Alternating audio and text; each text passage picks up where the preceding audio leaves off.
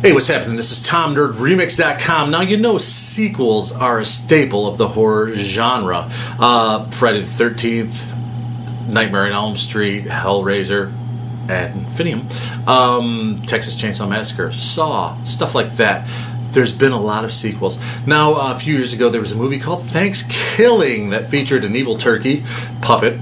There was a lot of tongue-in-cheek humor, a lot of Freddy Krueger-style one-liners, and a lot of cool kills, and a lot of absurd humor that became a beloved cult classic and is now a holiday staple. At least it is in my house, and I'm sure it probably is in yours. Anyway, they made a sequel to that, and they skipped right over part 2 and went right to part 3. So you have Thankskilling 3. Yes, Thankskilling 3. Turkey is back, and Turkey is fucking part Terminator, part Evil Ash, part the vampire Lestat in this. Wrap your mind around that. Now, Turkey is trying to look for the last existing copy on Earth of Thankskilling 2, the last DVD. The movie doesn't exist in real life, but it is a movie land, so let's, continue. Anyway, he's looking for that. He has a plan to destroy the world. Now, this was written and directed by a lot of the guys. And first one, the story was by Mike Will Downey, Kevin Stewart, and Jordan Downey, directed by Jordan Downey. And basically, there's a lot of puppets in this flick. But you have Uncle Downey, a pitchman in a weirdo colonial wig and colonial garb. That's Pluckmaster, which is nice. But anyway, he hooks up with a puppet named Yomi, who's completely lost her mind, and a gang of weirdos, basically, including a puppet hag in a wheelchair who raps, a space worm from outer space, or an earthworm from outer space, I'm sorry, named Rhonda, who may or may not have an erotic past with Turkey, who looks strangely like Ron Jeremy, who, much like Master and Blaster from the Mad Max movies, has a robot kind of guy that takes him around, Muff. And yeah, it's a weird film. Now, the joke kind of got old going towards the end of the first one, and they beat the fuck out of the joke in this one. It does start to get old, but it does hold your interest because there's a lot of terrible jokes, which I think is fun. There's a great set piece that is a completely awesome Evil Dead homage.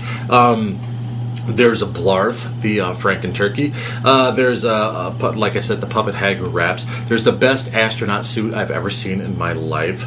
There's kind of a cool psychedelic 3D sequence. Like I said, love subplot between Turkey and Rhonda, and like I said, the puppets who lost their mind and stuff like that. Very cool film. Very. If you watch the special features, they put a lot of work into this, and like I said, there's a video game fight scene that I thought, is really going to please the nerds of the world. Very cool electronic soundtrack, a lot of South Park style songs, musical numbers, and I think the guys who made this probably watch a lot of South Park, judging from this film. And it's a lot of fun. Like I said, it drags at point. The jokes get old at points, and they're beating it to death. You get to see what turkey hell looks like, which is cool. Some of the jokes, they're intentionally grating and corny, so they probably achieved what they were shooting for, but it does tend to grate on you after a while. But Thankskilling 3 is definitely a fun film, and takes a departure from the first one. I would probably like to see more gore and more turkey killing people, but he has a lot of one-liners in this, a lot of crude humor, a lot of fucked up shit, a lot of puppets, and it succeeds in what it aims for, which is more or less what any filmmaker can ask for. So a job well done on Thankskilling 3. I give it a firm 7.5 out of 10. I'm Tom. Support independent cinema like Thankskilling 3. Watch it this Thanksgiving with some cranberry sauce, some gravy and shit, and enjoy. Thanks.